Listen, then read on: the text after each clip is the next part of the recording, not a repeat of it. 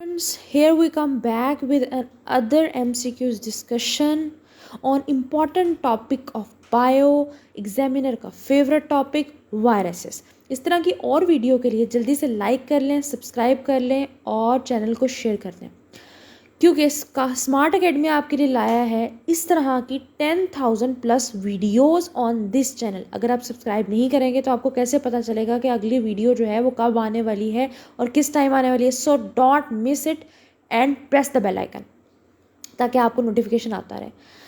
Secondly, हमारे पास 1000 PKR के अंदर सब्सक्रिप्शन भी अवेलेबल है आपके लिए। जल्दी इस चीज़ को भी अवेल करें। और हमारे पास HEC MD-CAT के PDF स्लाइड्स, नगेट्स, की पॉइंट्स जो कि मैं खुद बायो के प्रोवाइड कर रही हूँ इन ग्रुप के अंदर जो हमारा रजिस्ट्रेशन ग्रुप है। तो जल्दी से रजिस्ट्रेशन भी करवाएं अपनी और 40 डेज़ को प्रिजर्व करें और सेफ साइड पे लेके जाएं अपनी MD-CAT को for becoming doctor and fulfil your dreams. चलें, इंपॉर्टेंट टॉपिक जो हमारा वायरसेस है, जो एग्जामिनर का फेवरेट है, जो मेरा फेवरेट टॉपिक है, उसको जल्दी से डिस्कस कर लेते हैं।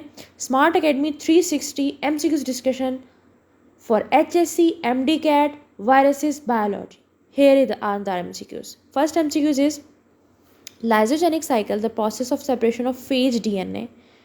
मतलब ये कौन सा, ये बैक्टीरियोफेज में से लिया गया है from the host chromosome and initiation of lytic cycle. There is a difference between lysogenic और लाइटिक साइकिल, लेकिन दोनों का काम जो है ना वो तबाही करना ही है, क्योंकि लाइसिस से निकला है बेसिकली ये।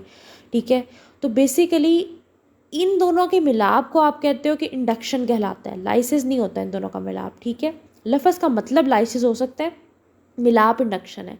In the lytic cycle of bacteriophage the host DNA is digest हो जाता है इनटू इट्स न्यूक्लियोटाइड के अंदर, अपने ही न्यूक्लियोटाइड के अंदर डाइजेस्ट होने लग जाता है लाइटिक साइकिल का बैक्टीरियोफेज।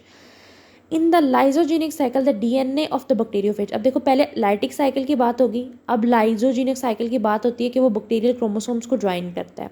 ठीक है, टेम्परेट फेज में एग्जिस्ट है स्पोरोफेज। ठीक है, टोबैको मोज़ेक वायरस किस शेप का होता है, रॉड शेप का।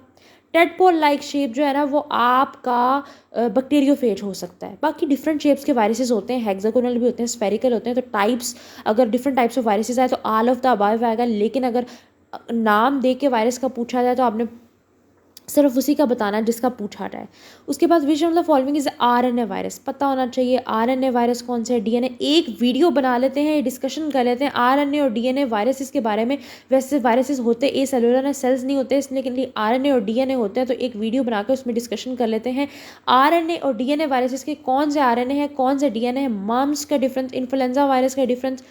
ठीक है, और जितने भी हमारे पास जितने भी वायरसेस हैं उनका सारों की डिस्कशन, एड्स हो गया, हेपेटाइटिस हो गया, उन सब की डिस्कशन उस वीडियो के अंदर कर लेंगे। तो ये इन्फ्लुएंजा वायरस है जो कि RNA वायरस है। हब्स वायरस RNA नहीं होता, it's DNA virus.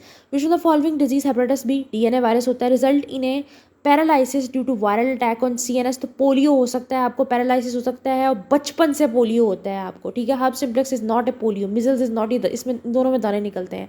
Hepatitis is not a paralysis, hepatitis की वजह से पैरालिसिस नहीं होता, जेंडस हो जाता है, जिसकी वजह से जो लीवर की वजह से होता है, जिसकी वजह से जो हमारी स्किन है वो पेल येलो कलर की होने लग जाती है।